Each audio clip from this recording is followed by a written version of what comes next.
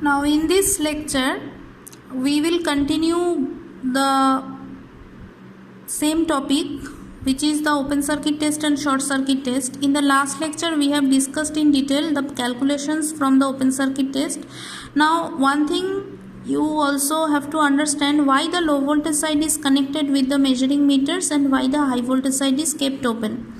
Now here we have said the rated primary voltage is applied from the primary end and the current under this test is very small current. So if this small current is taken, or if the readings of the current is taken from the high voltage side, then the current becomes more smaller in the high voltage side, for which the available ammeter may not give you the proper reading. Again I am saying, say for example we are choosing a very high rating transformer whose primary voltage say is of the order of some 1000 volts say. So this 1000 volt voltage is measured with the available voltmeter say, but if we want to measure the same voltage, means if we want to measure the voltage from high voltage side, the 1000 volt in the primary side can be more in the secondary side, because high voltage side means the voltage is higher than the primary side.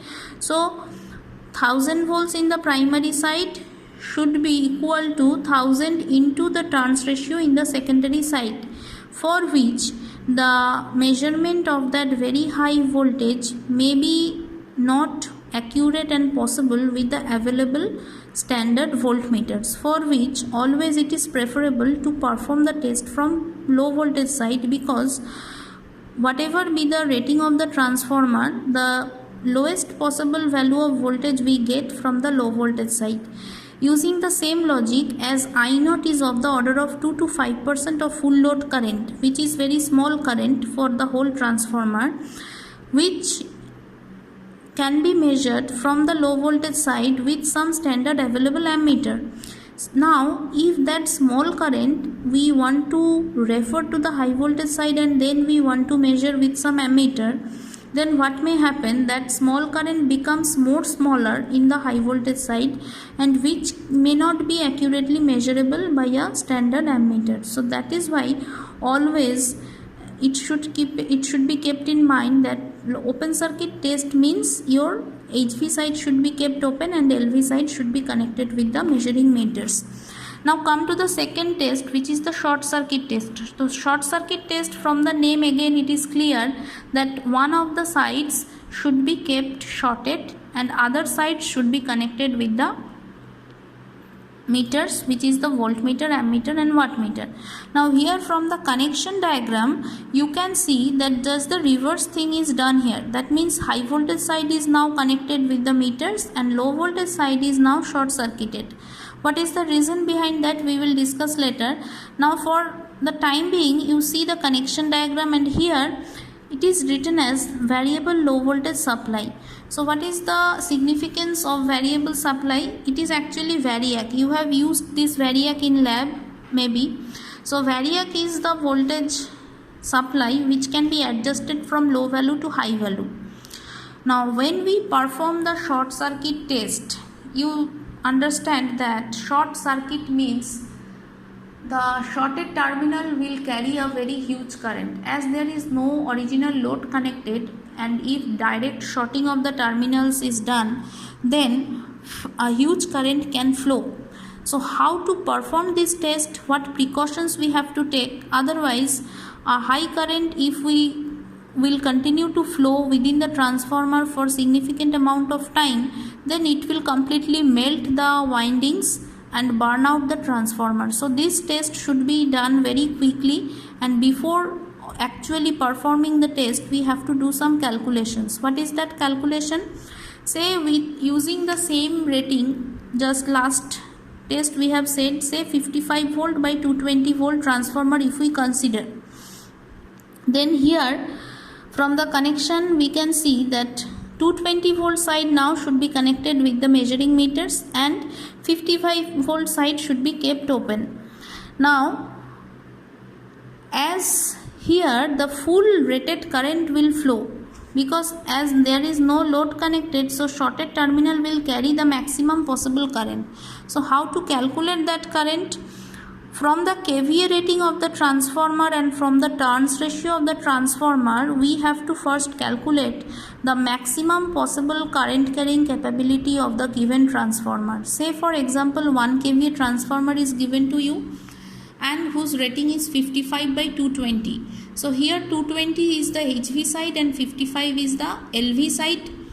Now we have to calculate the I1 and I2. How? We have to write the equation like V1 I1 by 1000 equal to V2 I2 by 1000 equals to say 1 kVA transformer means it should be V1 I1 by 1000 and V2 I2 by 1000. Now we just place in place of V1 say 220 volt and in place of V2 say 55 volt. Now once we get the actual value of I1 and I2, that two currents are the maximum possible current carrying capability of that particular transformer. Now once we start to perform this test, our first aim should be to set the variac position at 0. Then gradually we should increase the variac position and we should observe the ammeter reading. Why?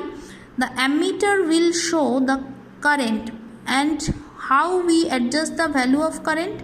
We should adjust the ammeter reading in such a way that when your ammeter reading will show a current which is very close to the rated current, then we should stop varying the variac, because once we change the variac position and if your ammeter reading will go beyond the full rated current, then the transformer windings may heated up and it may burn out. So because of this test should be performed with very much precaution and very quickly the reading should be taken. And once we set the variac position observing the ammeter reading, then we will get the value of voltmeter reading, because we vary the variac position and our observation should be towards the ammeter reading, not on the voltmeter reading. Ammeter reading once will come very close to the full rated current, we should stop varying the variac. Then after stopping the variac variation, we should take the corresponding voltmeter reading, which is the short circuit voltage and denoted by VSC. And here the wattmeter is also connected. Now how the calculations are made here, you can see that these three are the readings we are taking. Ammeter reading is the full load primary current I1 SC, voltmeter reading is the short circuit voltage V1 SC, and wattmeter is the full load copper loss of the transformer.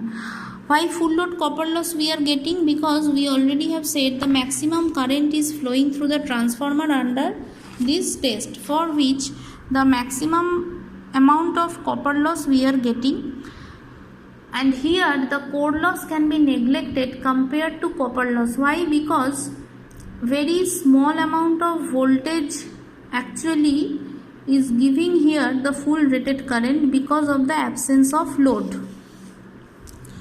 And as the supply voltage is not the rated supply, the flux produced within the magnetic core is also not the rated flux. It is a very small amount of flux, for which the eddy current and hysteresis loss is not that much prominent compared to the full rated copper loss. So under this test, the wattmeter reading can be considered to be the copper loss, and the two ammeter and voltmeter readings are the corresponding values of voltage and current.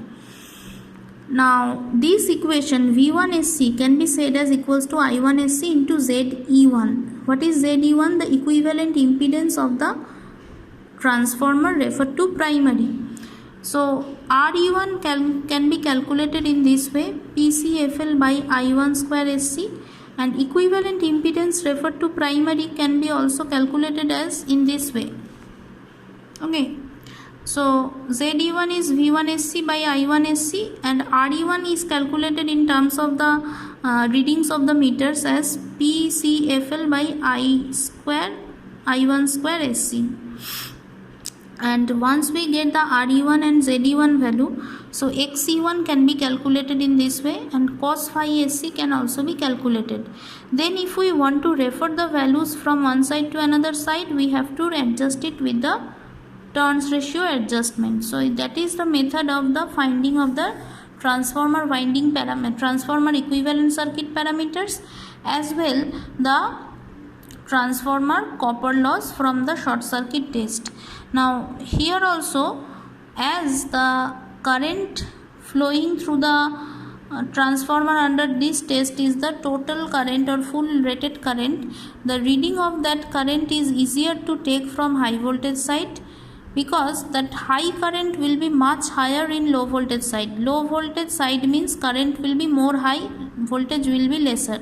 So for that reason, ammeter should not be connected with LV side, it should be connected with HV side, because very huge current will be much more higher in the LV side, and as here the voltage is also a reduced value of voltage, so that small value of voltage will be more smaller in the LV side than this side. So measurement of this voltage is accurately possible if we connect the voltmeter from this side, and ammeter also should be connected with HV side, not with the LV side.